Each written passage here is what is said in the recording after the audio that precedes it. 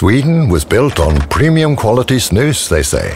And here's the man who created it, Mr. Ljunglöf. His recipe for etan is still in use today, and some 2 grams of tobacco seeds in carefully selected soil will produce a full football pitch of tobacco.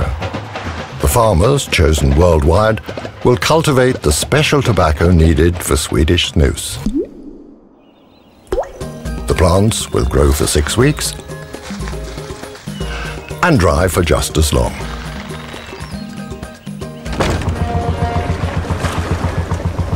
So far, everything you've seen matches some of the toughest requirements there are. Our requirements.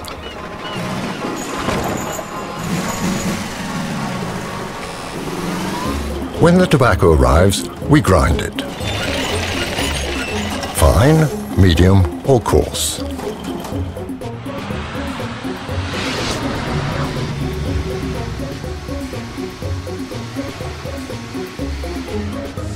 Then we heat it up, much like pasteurization. Apart from tobacco, there's only salt, water, and ingredients approved in foodstuff.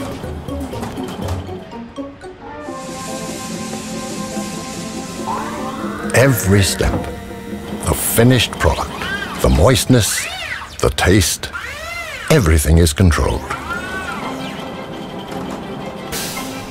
And it finally becomes Swedish snus.